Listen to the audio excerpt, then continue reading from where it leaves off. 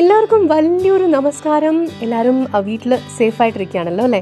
My little ഹാപ്പിനെസ്സിലേക്ക് സ്വാഗതം. ഇന്ന് രാത്രിയിലത്തേക്ക് നമുക്ക് നല്ല കഞ്ഞിയും ചമ്മന്തിയും തൈരൊക്കെ കൂട്ടി ഒന്ന് കഴിച്ചു നോക്കിയാലോ? ആക്ച്വലി ഞാൻ നല്ലൊരു ചമ്മന്തിയുടെ റെസിപ്പി ആയിട്ടാണ് ഇന്ന് വന്നിരിക്കുന്നത്. കഞ്ഞി വയ്ക്കാൻ തയ്യാറായിക്കോളൂ. ചമ്മന്തി ഉണ്ടാക്കേണ്ടത് എങ്ങനെയാണെന്ന് ഞാൻ പറഞ്ഞുതരാം. അതിന് വേണ്ടത് വളരെ സിമ്പിളായിട്ടുള്ള ഇൻഗ്രീഡിയൻസ് ആണ്. ഞാൻ എടുത്തിരിക്കുന്നത് വലിയൊരു സവാളയാണ്. പക്ഷെ ചുവന്നുള്ളി ചെറുതുണ്ടോയെന്നുണ്ടെങ്കിൽ നല്ലതാണ് കേട്ടോ. ഇവിടെ ബാംഗ്ലൂർ അതിപ്പോൾ കിട്ടുന്നില്ല, അതുകൊണ്ട് ഞാനിപ്പോൾ സവാള എടുത്തിരിക്കുകയാണ്.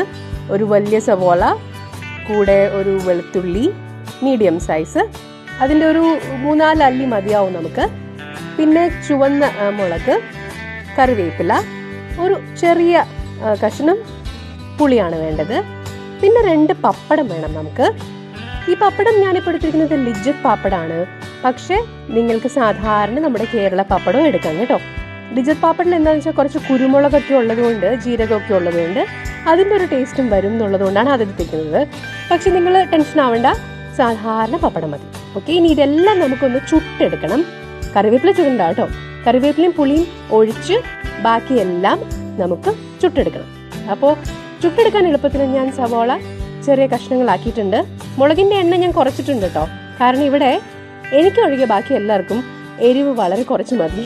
അപ്പോൾ നിങ്ങൾക്ക് എരിവ് എത്രത്തോളം വേണോ അതിനനുസരിച്ച് മുളകിൻ്റെ എണ്ണം കൂട്ടാം. പുളിയുടെ അളവെന്ന് പറയുന്നത് ചെറിയൊരു നെല്ലിക്കയുടെ വലിപ്പമാണ് ഞാൻ എടുത്തിരിക്കുന്നത്. പുളിയും ഈ പറഞ്ഞ പോലെ നിങ്ങൾക്ക് എത്രത്തോളം പുളി വേണോ അത്രത്തോളം എടുക്കാം. ഓക്കെ, അപ്പോൾ ഇനി നമുക്ക് എല്ലാം ഒന്ന് ചുട്ടെടുക്കാം. ചുട്ടെടുക്കേണ്ടത് ഇപ്പം കനലിൽ ചുടാൻ പറ്റുമെങ്കിൽ അത് വളരെ നല്ലതാണ്. ഇപ്പം ഞാൻ തൽക്കാലം ഗ്യാസിലാണ് ചുട്ടെടുക്കുന്നത്. എങ്ങനെ ചുട്ടെടുക്കണം എന്നുള്ളത് നിങ്ങളുടെ ഒരു എന്താ പറയുക, ക്രിയേറ്റിവിറ്റി അനുസരിച്ചിരിക്കും. അപ്പോൾ ഞാനിപ്പോൾ തൽക്കാലം ഇങ്ങനെയൊക്കെയാണ് ചുട്ടെടുത്തിരിക്കുന്നത്. മുളക് ചുടുമ്പോൾ ശ്രദ്ധിക്കണം കേട്ടോ, അത് ഇതുപോലെ കരിഞ്ഞു പോകരുത്. എൻ്റെ കുറേ മുളക് ഇതുപോലെ കരിഞ്ഞു പോയി.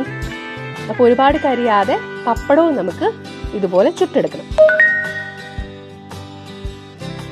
ഓക്കെ, ഇനി ഇത് എല്ലാം കൂടെ ഇട്ടിട്ട് നമുക്ക് അങ്ങ് അരച്ചെടുക്കണം.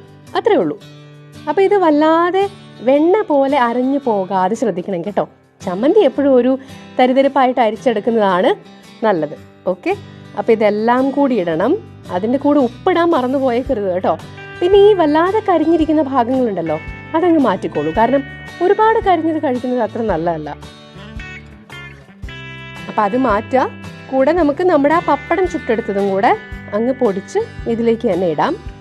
ഉപ്പ് ഇടണം, മറക്കരുത്. ഞാൻ പറയാൻ മറന്നുപോയതാണ്.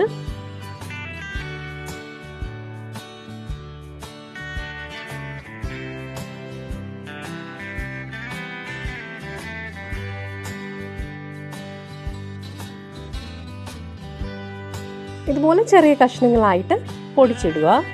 അതിനുശേഷം കുറച്ച് വെളിച്ചെണ്ണയും കൂടി നമുക്ക് ഒഴിക്കണം കേട്ടോ ഇതിനകത്തേക്ക്. അപ്പോൾ നിങ്ങളുടെ കയ്യിലുള്ള വെളിച്ചെണ്ണ ഏതായാലും കുഴപ്പമില്ല. ഞാൻ പാരഷൂട്ടിൻ്റെയാണ് എടുക്കുന്നത്. ഇനി അഥവാ വെളിച്ചെണ്ണ അല്ല, നിങ്ങൾക്ക് സാധാരണ ഓയിലാണ് ഇഷ്ടമെങ്കിൽ അതായാലും മതി, നിങ്ങളുടെ ചോയ്സാണ്.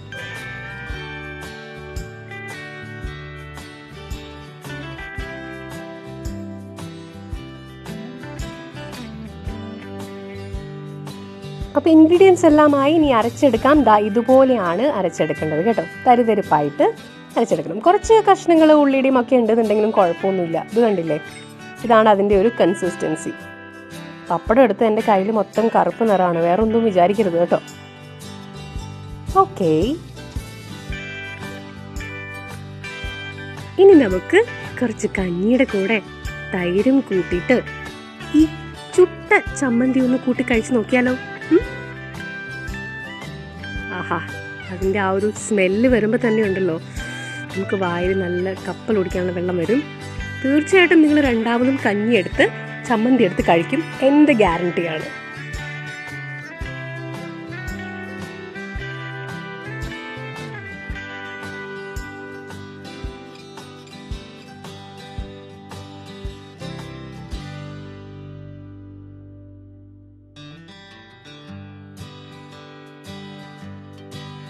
ഓക്കെ, അപ്പം എല്ലാവരും ട്രൈ ചെയ്ത് നോക്കണം. ഈ ചുട്ട ചമ്മന്തി കഞ്ഞിയുടെ കൂടെ ചുട്ട പപ്പടവും ഒരു പച്ചമുളകും ഒക്കെ കൂട്ടി എൻജോയ് ചെയ്യുക. ലൈഫ് ഇസ് ബ്യൂട്ടിഫുൾ എന്ന് തോന്നിപ്പോവും, ഉറപ്പാണ്. അപ്പൊ സേഫ് ആയിരിക്കുക, സെക്യൂർ ആയിരിക്കുക, ഹെൽത്തി ആയിരിക്കുക. നമുക്ക് വീണ്ടും കാണാം.